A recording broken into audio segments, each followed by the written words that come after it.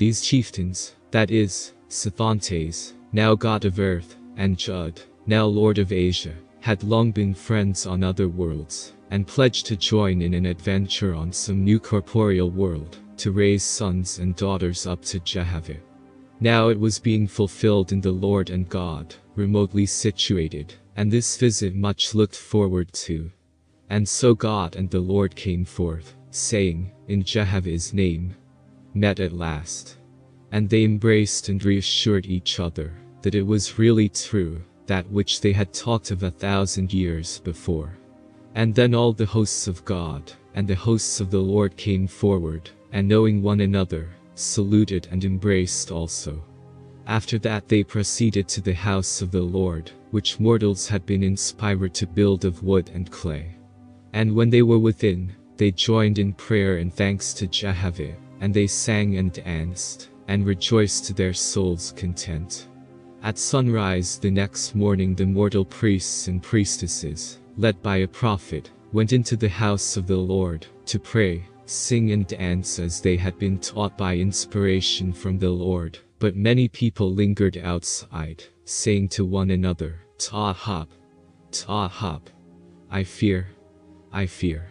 For last night I saw lights in the house of the Lord, and I heard sounds like singing and dancing before the altar of God." Nevertheless their companions persuaded them, and they went in, and sang and danced also. After a time of rejoicing, followed by quiet, the Lord said, "Behold, O God, the follies of judgment, and the vain calculations of even lords and gods. We look upon the mature man, saying, Alas, he is stubborn in his own way, we cannot convert him. Then we desire the immature, saying, Him I will raise up in my own way, and he shall not depart from my judgment. But we tire of his immaturity and slow growth." God said, "On that hangs the highest testimony of the person of great Jehovah. He created man the nearest blank of all the living, purposely unlike all the rest and devoid of sense. Whereas, according to the order in the others of the animal world, a newborn babe should be already wise. Jehovah says, I have provided all the living with certain paths to travel in. But man alone I created new out of all things dead and dissolved, and he shall grow forever. To the beast I gave an already created sense, so-called instinct. To man I allotted angels. And even these angels I have provided with others above them, and yet others above them, forever and ever. Thus the first of man, the newborn baby, I created a blank in sense and judgment, so that he may be a witness, that even he himself was fashioned, and created anew by my hand. Nor did I create him imperfectly, that he should re-enter a womb, and be born over again. That which I do is well done." The Lord said, "You are wise, O God." The opposites prove Jehovah. Water runs downhill, but man walks up the hillside. The tree grows up out of the ground while it lives, but after death it falls.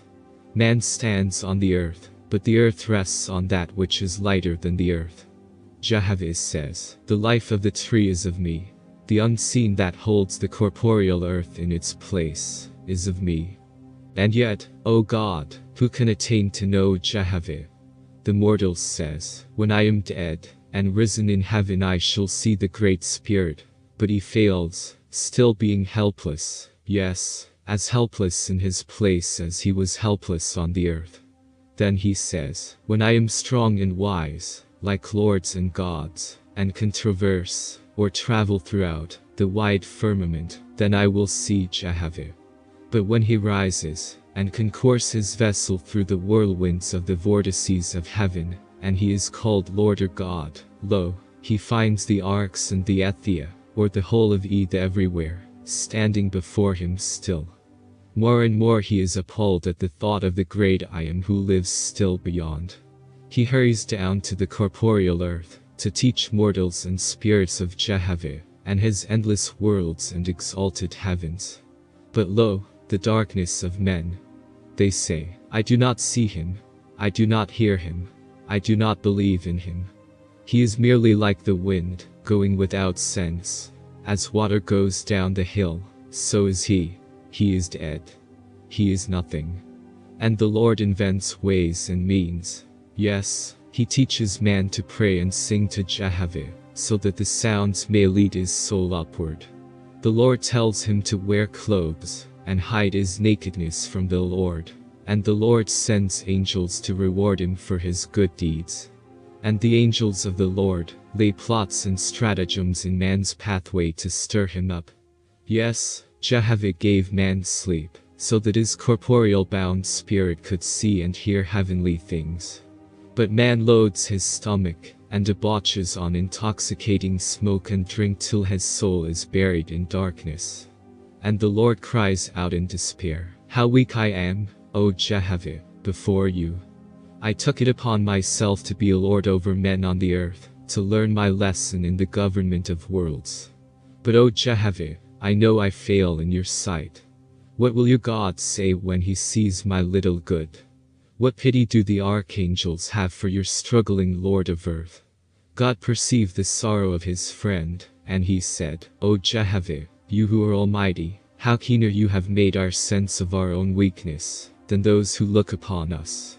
Your Lord is my God in the glories he has wrought out of such crude substance, and I sing to his praise and love.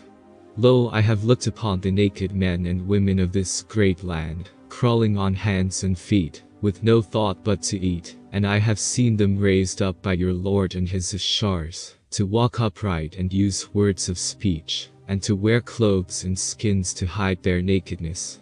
Yes, O Father, I have cried out with great joy, and I called aloud to you, O Jehovah, saying, Who knows the labor of the Lord? Will man ever forget to sing praises to the Lord God? But Jehovah says, I will keep some of the tribes of men in darkness till the last days. For man in his conceit shall be confounded, for he shall perceive that the tribes of darkness cannot put away their own darkness. Yes, man shall bow down in reverence to my lords in the early days of the earth. In this way God and his Lord conversed, as they went forth to see the work of the Lord, and to find the mortals who had given up the places of Oahspe, and came to live in villages and cities. Over the continent of Jud they traveled for many days and nights. And when God had seen all the work of the Lord, he said, Behold, it is good. Your toil and seclusion away from the lords of the upper heavens are severe, but you are fashioning the love of millions, who shall bless you. Now while God sojourned here, his hosts regaled, or delighted, themselves with the company of the Ashars and Asaphs in the kingdom of the Lord, and great was the love and rejoicing among them.